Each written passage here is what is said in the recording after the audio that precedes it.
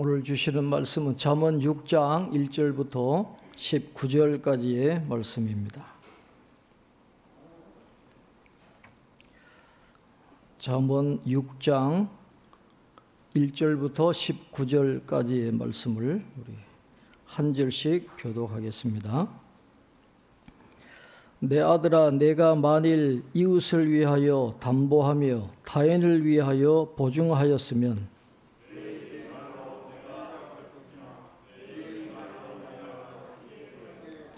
내 아들아, 내가 내 이웃의 손에 빠졌은즉 이같이 하라. 너는 곧 가서 겸손히 내 이웃에게 간구하여 스스로 구원하되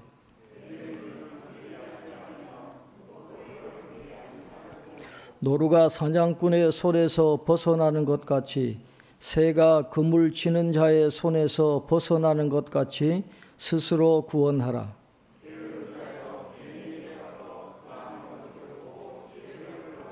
계미는 두령도 없고 감독자도 없고 통치자도 없으되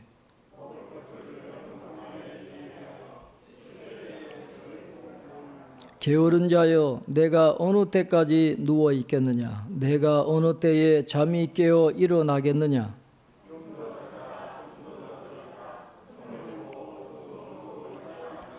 내 빈궁이 강도같이 오며 내 곤핍이 군사같이 이르리라. 눈짓을 하며 발로 뜻을 보이며 손가락질을 하며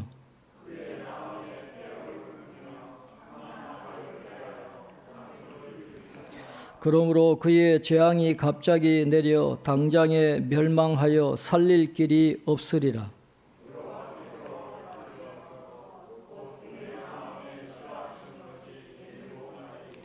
곧 교만한 눈과 거짓된 혀와 무죄한 자의 피를 흘리는 손과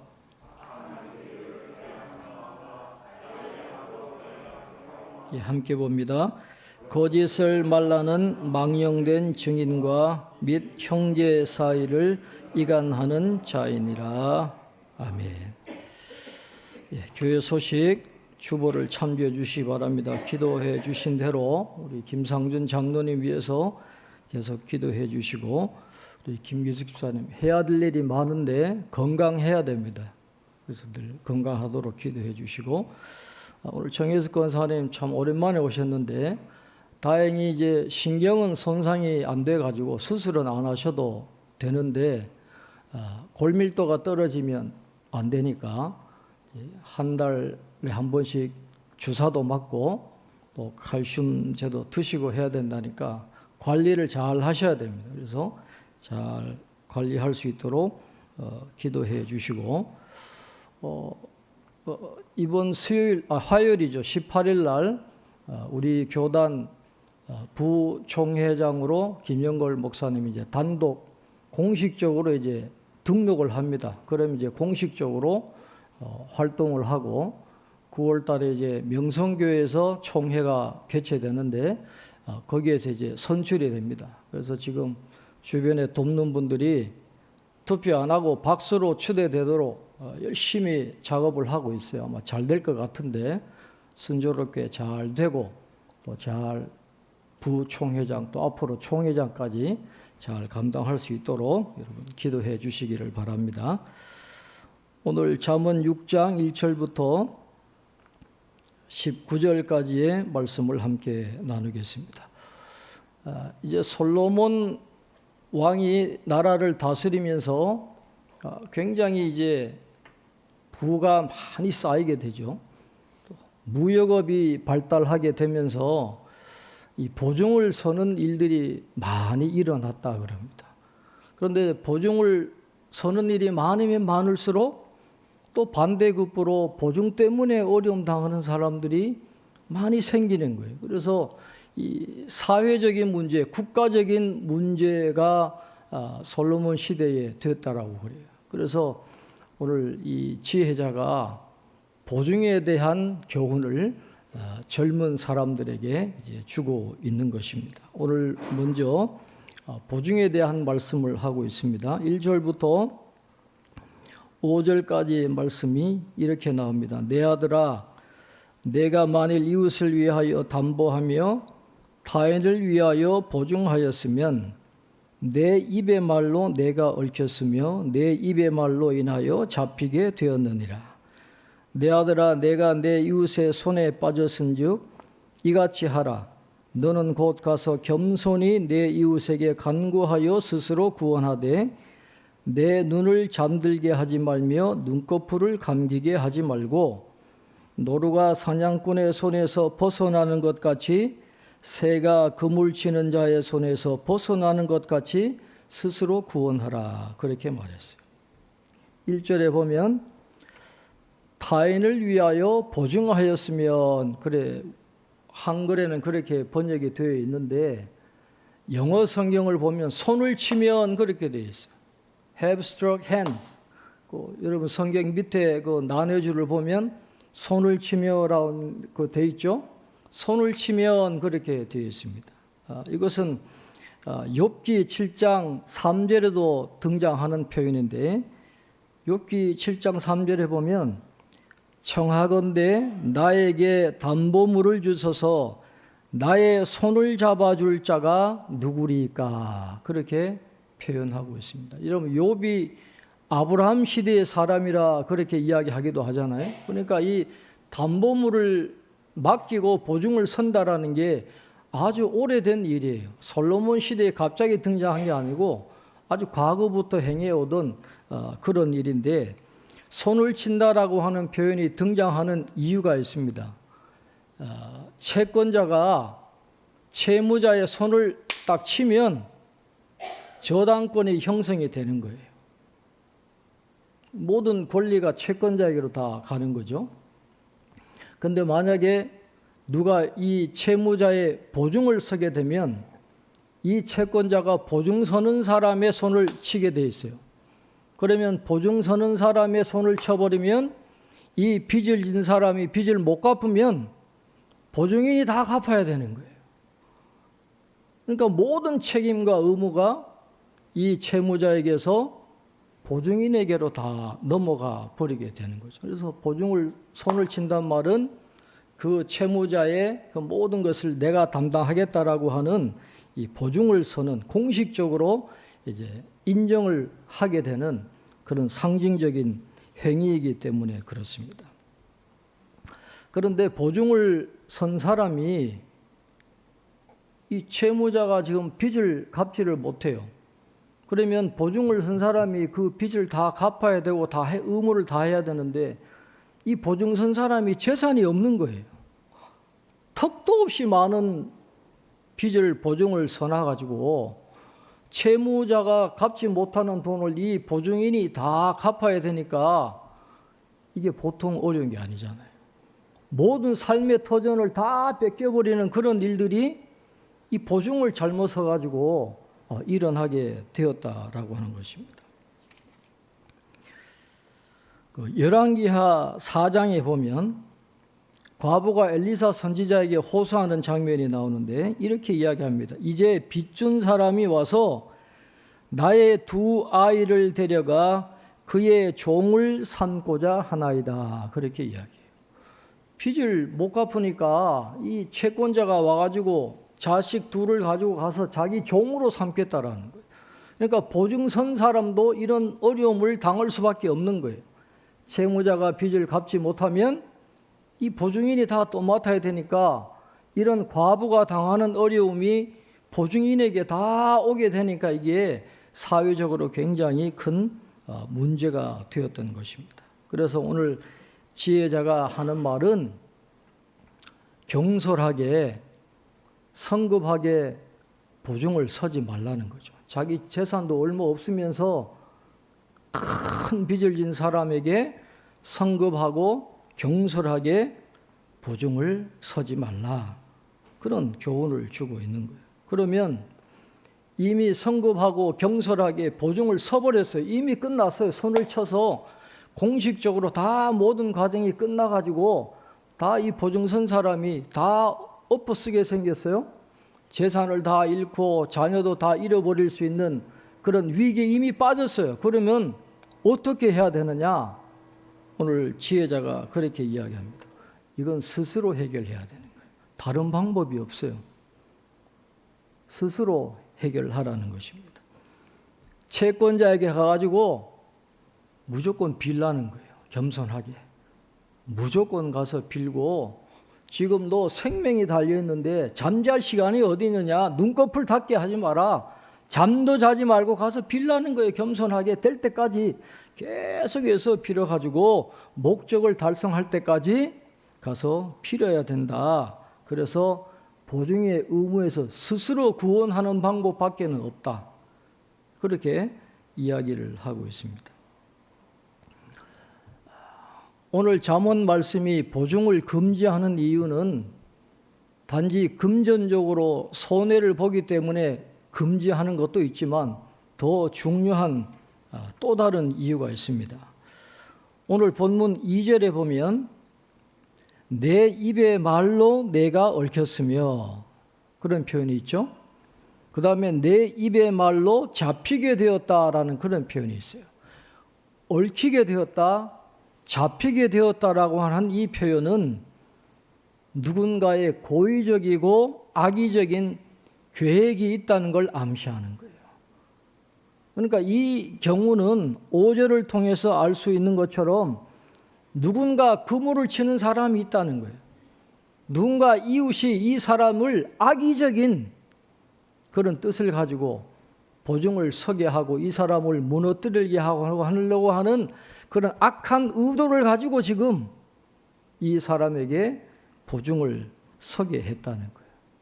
그러니까 이 악한 의도를 갖고 있는 이웃에게 보증을 서게 되면 이 노루가 사냥꾼에게 자신의 몸을 맡기는 것과 같고 새가 그물 속으로 기어 들어가는 것처럼 생명을 잃어버린 것 같은 그런 행동인데 그 악한 자의 의도에 빠져서는 안 된다. 지금 그것을 지금 이야기하고 있는 거예요. 누가 고의적으로 악의적으로 이 사람을 죽이려고 하는 그런 계획을 가지고 덤벼드는데 거기에 덜컥 보증을 하면은 큰일 난다라는 것이죠. 그러나 사람이 그 이웃의 숨겨진 의도를 어떻게 파악을 하겠어요? 속이려고 달려드는데 그 사람의 마음을 읽고 그걸 피할 수 있는 사람이 별로 없잖아요. 그러면 그 사람의 그 악한 계획에 의해 가지고 덜컥 보증을 서버렸다면 오늘 이 지혜자가 이야기하는 포인트는 거기에 있어요. 이미 그렇게 악한 사람의 의도 때문에 보증을 섰다고 하면 이제 어떻게 해야 되는가? 거기에 초점이 있어요. 결론은 싸우지 말라는 거예요. 결론은 가서 싸우지 마라. 겸손하게 무조건 빌어야 된다는 거예요. 무조건. 그러면 그 사람이 혹시 감동해서 그 보증의 의무에서 벗어나게 해주면 감사하는 거예요. 아니면 할 수 없지만 그래도 싸우지 말고 겸손하게 가서 자신의 생명을 구하라 하는 그런 교훈을 주고 있는 거예요. 겸손하게 행동해라. 그게 지혜라는 거예요. 가서 싸우고 해봐야 더 문제를 꼬이게 하고 어렵게 하는 거니까 싸우지 말고 겸손하게 간구하는 것이 지혜로운 행동이다 하는 것을 이야기하는 겁니다. 그래서 오늘 이 잠언의 말씀을 가지고 성경이 모든 보증 서지 말라 그랬다. 그걸 이야기하는 게 아닙니다. 여러분 성경을 보면 가난한 자를 도와주라 그러잖아요. 어려운 사람 못 본 척 하지 말고 도와주라는 거예요. 그러면 가난한 사람을 도와줄 때에 지혜롭게 하라는 거죠. 능력도 안 되는 사람이 가난한 사람 도와주겠다고 덜컥 나서지 말고 자기의 재산이 얼마나 있는지 자기가 이것을 보증했을 때에 가난한 사람을 도왔을 때 그 손실을 내가 충분히 감당할 수 있는지 신중하게 다 잘 생각해 가지고 현명하게 도와주라는 거예요. 그래서 보증을 금지하는 게 아니라 지혜롭게 하라는 겁니다. 어려운 사람 못 본 척 하지 말고 도와주되 감당할 수 있는 한에서 한도 내에서 지혜롭게 어려운 사람을 도와주라 하는 그런 교훈을 오늘 지혜자가 주고 있는 것입니다. 그 다음에 이어서 보증 문제를 이야기하고 난 다음에는 이 게으름의 문제를 언급을 하고 있습니다. 6절부터 11절까지 우리 잠언에서 아주 유명한 말씀이죠. 6절부터 11절 우리 한번 같이 읽겠습니다. 게으른 자여 개미에게 가서 그가 하는 것을 보고 지혜를 얻으라.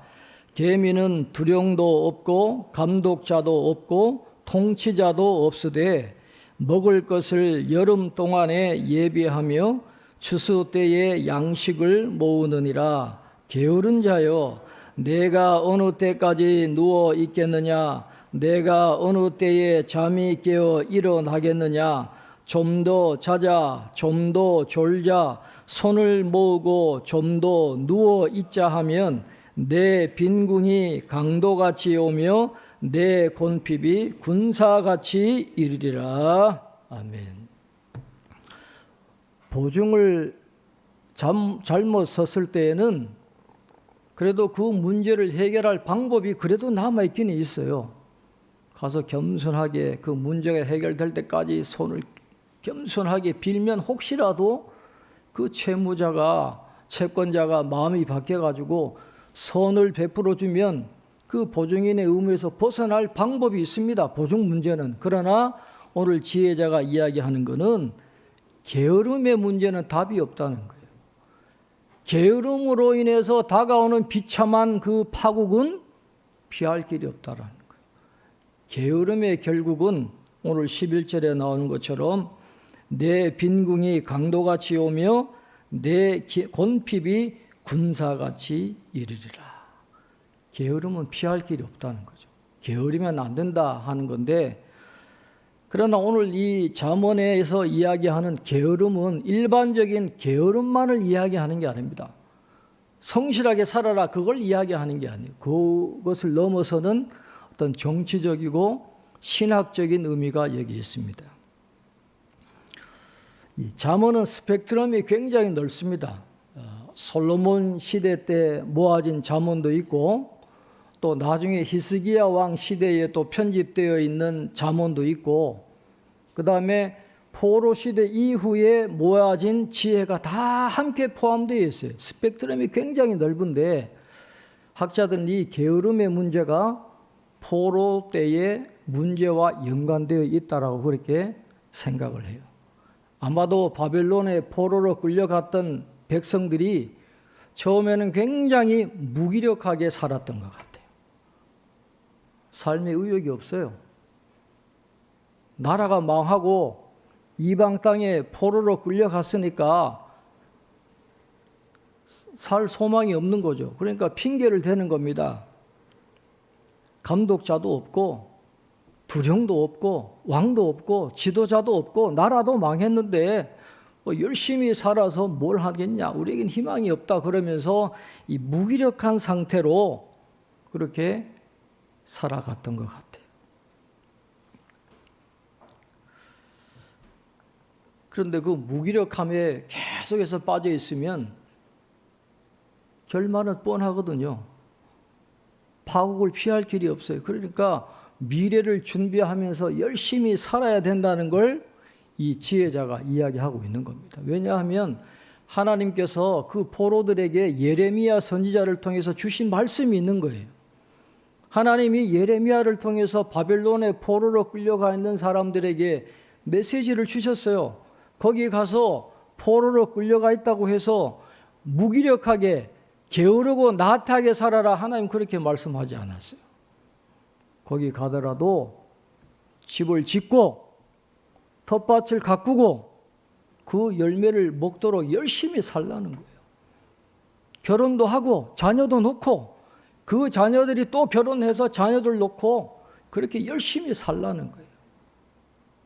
그리고 그 너희들이 있는 그 성읍의 평안을 위해서 기도해라. 그러면 너희들이 평안할 것이니까 그렇게 열심히 기도하고 열심히 땀 흘려 일하고 결혼도 하고 최선을 다해서 열심히 살아라. 왜냐하면 70년이 차면 너희들 다시 돌아오게 하겠다 그랬어요. 그래서 나의 생각은 너희들의 생각과 다르다라는 거예요. 너희들에게 재앙을 주려는 게 아니라 평안을 주는 것이고 미래와 희망을 주는 것이기 때문에 포로로 끌려가가지고 우린 감독도 없어요. 두령자도 없어요. 지도자도 없어요. 그렇게 게으르고 무기력하게 나태하게 살지 말라는 거예요. 지금은 눈에 보이는 게 없어도 하나님이 말씀을 주셨으니까 그 미래의 약속을 바라보면서 땀 흘리고 열심히 일해야지. 그래야 미래가 있지 않겠느냐. 일어나라는 거예요. 무기력한 상태에서 일어나서 열심히 텃밭도 가꾸고 열심히 일하라 하는 그런 교훈을 주고 있는 것입니다. 혹 우리가 무기력이 있다면, 내 형편 때문에 무기력함에 빠져 있다고 한다면 오늘 말씀을 잘 들어야 돼요. 하나님의 생각은 재앙이 아니라 평안이고 미래와 희망입니다. 그 무기력에서 벗어나서 하나님의 때가 되면 하나님 반드시 은혜를 주시니까 그 소망을 가지고 나아갈 수 있기를 바랍니다. 이 게으름에 대한 문제, 무기력함에 대한 문제를 언급하고 나서 지혜자는 이 악에 대한 이야기를 해요. 하나님이 미워하시는 것들에 대해서 이야기를 하고 있습니다. 왜냐하면 게으르고 무기력하게 되면 이런 악한 행동들에 빠지기가 쉽거든요. 이런 죄를 지을 가능성이 굉장히 높기 때문에 게으름과 연결해서 이런 주제를 말씀을 하고 있는 것입니다. 오늘 12절부터 15절에 이렇게 말씀합니다. 불량하고 악한 자는 구부러진 말을 하고 다니며 눈짓을 하며 발로 뜻을 보이며 손가락질을 하며 그의 마음에 패역을 품으며 항상 악을 꾀하여 다툼을 일으키는 자라. 그러므로 그의 재앙이 갑자기 내려 당장에 멸망하여 살릴 길이 없으리라. 그렇게 말하고 있어요.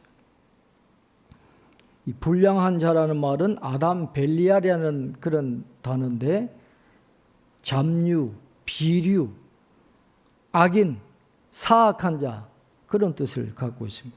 거의 무법자와 같은 그런 사람들이에요. 그러니까 범죄에 연루될 소지가 굉장히 많은 그런 부류의 사람들을 의미합니다.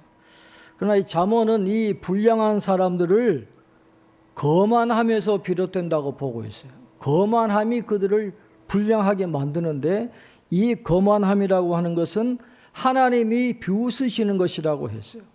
이 거만함은 하나님이 없이 사는 사람들이 스스로 자랑하고 자기 욕심대로 살고 자기 뜻대로 살아가는, 하나님과 전혀 상관없는 그런 사람들이기 때문에 불량하고 악한 자가 될 수밖에 없고, 그런 사람들은 하나님의 심판을 받을 수밖에 없다는 거예요. 이 사람들은 구제불능이에요. 그래서 오늘 말씀이 살릴 길이 없으리라 그랬어요. 하나님 없이 불량하고 악한 자들은 살릴 길이 없다는 것입니다. 그래서 궁극적으로 그런 사람들은 재앙을 받을 수 없다라는 걸 이야기하면서 이 지혜자는 젊은이들에게 그런 사람들하고 어울리지 말라는 거예요. 불량하고 악한 사람들하고 어울려서 멸망의 길로 가지 말고 지혜의 길로 가라는 거예요. 선택을 지금 젊은이들에게 이야기를 하고 있습니다. 그러면서 마지막으로 불량하고 악한 자의 그런 구체적인 사례들, 어떤 악을 행하는가에 대해서 이야기를 하고 있습니다. 우리 16절부터 19절까지 우리 한번 같이 읽겠습니다. 여호와께서 미워하시는 것, 곧 그의 마음에 싫어하시는 것이 17가지이니 곧 교만한 눈과 거짓된 혀와 무죄한 자의 피를 흘리는 손과 악한 계교를 꾀하는 마음과 빨리 악으로 달려가는 발과 거짓을 말하는 망령된 증인과 및 형제 사이를 이간하는 자이니라. 아멘. 하나님이 미워하시는 7가지를 지금 언급을 하고 있습니다. 그래서 쭉 목록을 보면 명확하게 범죄라고 규정할 수 있는 것도 있지만 명확하게 범죄라고 규정할 수 없는 그런 것들도 있습니다. 그래서 이 사회적으로 법적으로 범죄다라고 규정할 수 없어도 그것은 하나님이 미워하시는 것이기 때문에 그건 죄가 되는 거예요. 사회 법정에서는 죄가 아니더라도 하나님 앞에서는 그게 죄가 되는 겁니다. 그래서 이 잠언은 일반적인 격언이 아닙니다. 하나님과 관계된 종교적인 문서라는 게 바로 여기서 나오는 거예요. 하나님이 죄라고 하면 그건 죄가 되는 것입니다. 그래서 여호와께서 미워하시는 것, 이런 7가지 악이 지속이 되면 그 공동체가 평화를 얻고 안정하게 살아갈 수가 없는 거죠. 하나님이 제일 싫어하는 게 뭐냐?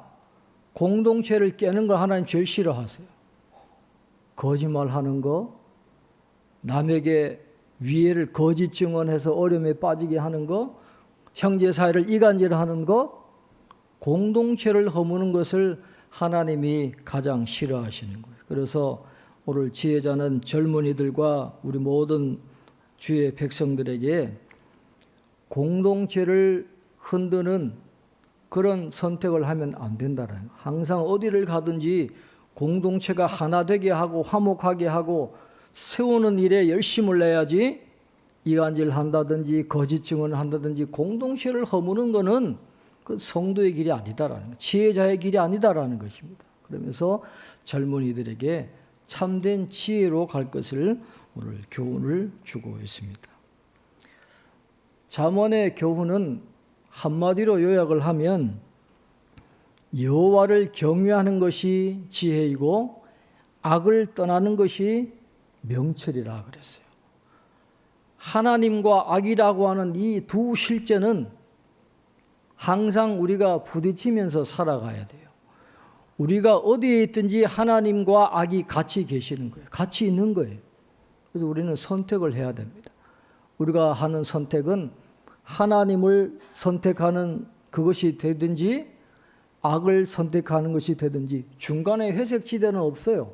분명한 그런 선택을 하면서 우리가 살아가야 되는 것인데, 이 세속주의, 인본주의는 하나님을 떠나게 만들고 반드시 비참한 결과로 나타나게 되어 있습니다. 그러니까 그런 길로 빠지지 말고 언제나 우리는 하나님을 사랑해야 되고 악을 미워하고 하나님의 무한한 가치를 신뢰하면서 늘 예배 자리에서 하나님을 경외하며 살아가는 것이 지혜자의 길이라, 그것이 곧 생명의 길이라 하는 것을 오늘 성경은 말씀하고 있는데, 언제나 생명의 길, 지혜자의 길, 하나님이 기뻐하시는 그 길로 나아가서 하나님이 주시는 은혜와 복을 늘 받아 누리는 저와 여러분 되시기를 주님의 이름으로 축원합니다. 기도하겠습니다. 하나님 아버지, 오늘도 잠언의 말씀을 통해서 오늘 우리에게도 필요한 교훈을 허락해 주시니 감사합니다. 언제나 우리는 하나님과 악을 대면하며 살아갈 수밖에 없는 연약한 인간입니다. 그러나 악을 미워할 줄 아는 지혜와 분별력을 갖게 도와주시고 항상 하나님을 사랑하며 살아갈 수 있도록 도우시고 항상 하나님께 예배 자리에 나와서 하나님을 인정하며 하나님을 경외하는 믿음의 삶을 살아갈 수 있도록 도와주셔서 지혜자의 길로 가고 생명의 길로 갈 수 있는, 그래서 하나님이 약속하신 큰 복을 누리는 저희들의 삶이 될 수 있도록 축복해 주시옵소서. 감사하고 예수님의 이름으로 기도하옵나이다. 아멘.